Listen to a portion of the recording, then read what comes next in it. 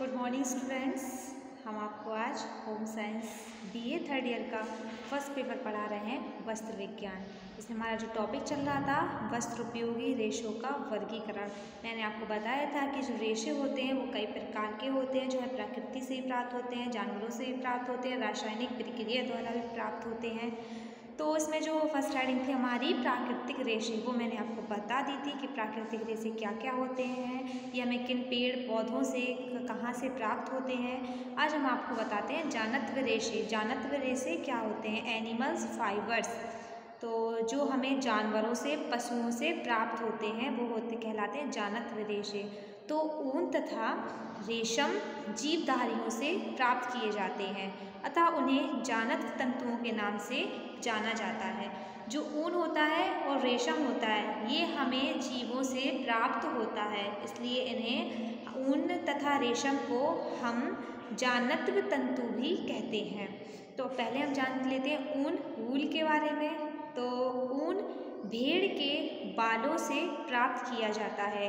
यह ऊंट, खरगोश, बकरी, घोड़े तथा अन्य प्रकार के जानवरों के बालों से प्राप्त रेशों से भी प्राप्त होता है। मेरिनो जाति के भेड़ से सर्वश्रेष्ठ एवं उत्तम कोटि का ऊन प्राप्त किया जाता है। ऊन की श्रेणी व उत्तमता भेड़ की जाति, पोषण व शरीर के विभिन्न भागों से प्राप्त बल पर निर्भर करता है।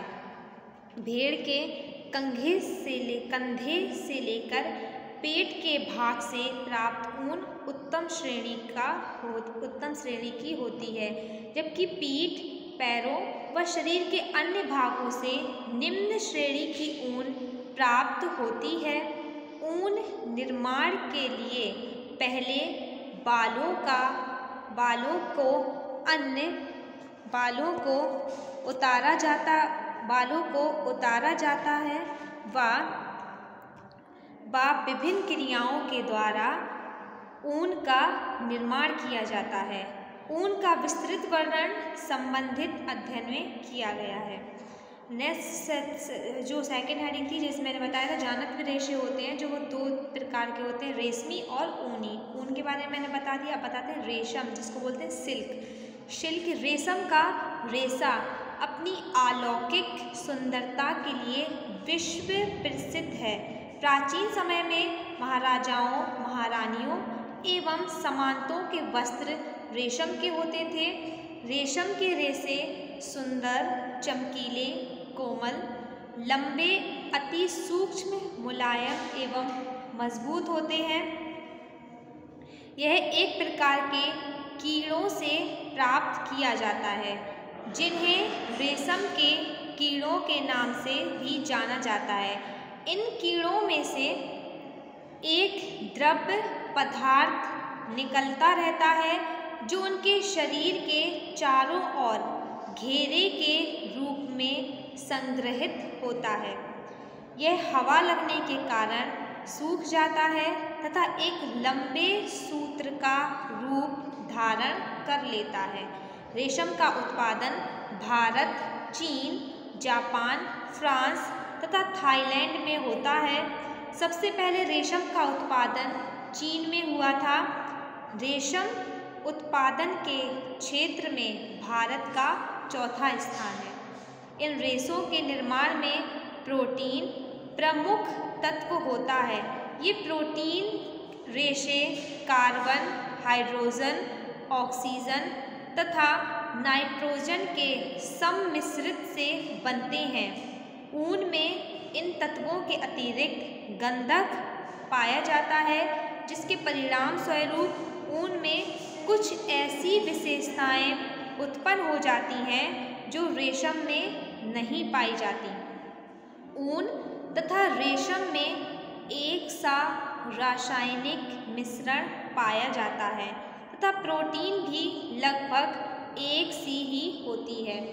दोनों ही तेजाब एसिड के संतृप्त घोल से नष्ट हो जाता है। तेजाब का हल्का घोल इनके लिए हानिकारक नहीं होता तथा इन तंतुओं पर रंगाई एवं परिष्कृति के आधार का काम करता है।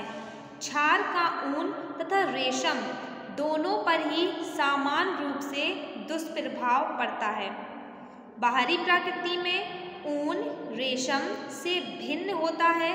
ऊन तथा रेशम कठिनाई से जलते हैं तथा स्वयं जलते जलते बुझ जाते हैं। उनके रेशे से एक विशेष प्रकार की गंध निकलती है। तो ये हो गया हमारे जानत्व रेशे। अब थर्ड हेडिंग हमारी जो रहेगी वो है खनिज रेशे, मिनरल फाइबर्स जिसे बोलते हैं। तो साधारणतः सोना, चांदी, सिल्वर, गोल्ड तथा अन्य धातुओं के खिंचे हुए तार ही खनिज रेशों के रूप में प्रयोग होते हैं। अज्वलनशील तंतुमय धातु की प्राकृतिक खनिज रेशे हैं। इनका उपयोग आग बुझाने वालों की पोशाक, अज्वलनशील पर्दे आदि बनाने के काम में किया जाता है। जो तंतु खानों, माइनस से प्राप्त किए जाते हैं खनिज तंतु कहलाते हैं। यह पदार्थ ठोस रूप में अपनी प्राप्ति स्रोत से निकाले जाते हैं। इस धातु को शुद्ध करके विद्युत इनके तार खींचे जाते हैं।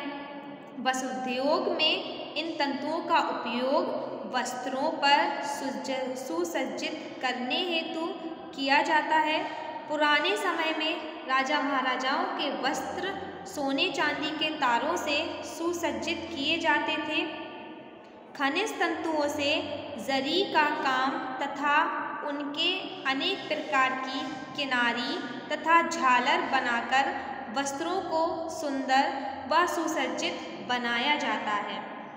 इसमें फर्स्ट हेड रहेगी सोना, गोल्ड। यह ठोस रूप में खानों से प्राप्त होता है। धातु को गर्म करके उससे महीन व अविरल धागा खींचकर तंतु बनाया जाता है। धात्विक होने के कारण इनके बने वस्त्र भारी हो जाते हैं। वस्त्रों में लचक व लटकनशीलता का अभाव पाया जाता है। धोने की समस्या रहती है। इन वस्त्रों को धोने की समस्या रहती है। सेकेंड हेडिंग रहेगी चांदी, सिल्वर। तो सोने के ही समान इसके तंतु प्राप्त होते हैं। सारे गुण भी सोने के भांति हैं। अंतर यह है कि चांदी के तार स्वर्ण की अपेक्षा शीघ्र ही मलिन क्यूरिस हो जाते हैं। सोने व चांदी का प्रयोग अत्यंत सीमित मात्रा में किया जाता है क्योंकि ये धातुएं अत्यंत मूल्यवान हैं। लास्ट हेडिंग इसकी रहेगी खनिज रेशे की एस्बेस्टस। यह अधात्विक खनिज तंतु है। यह इटली, कनाडा व दक्षिणी अमेरिका में विभिन्न चट्टानों से प्राप्त होता है। एस्बेस्टस के तंतु अज्वलनशील व जंग प्रूफ, रूस्ट प्रूफ व एसिड प्रूफ होते हैं। इन्हीं सब गुणों के कारण खनिज तंतु का प्रयोग अग्निशमन वाले व्यक्तियों की पोशाकों व अज्वलनशील पर्दे आदि बनाने में होता है। इसमें बताएंगे कृत्रिम रेशे क्या होते हैं, जो कहलाते हैं आर्टिफिशियल फाइबर्स। कृत्रिम रेशे आर्टिफिशियल फाइबर्स इस प्रकार के तंतु प्रकृति से किसी भी स्रोत से नहीं प्राप्त किए जा सकते हैं, बल्कि इन्हें बनाने हेतु रासायनिक व यांत्रिक विधियाँ प्रयुक्त की जाती हैं।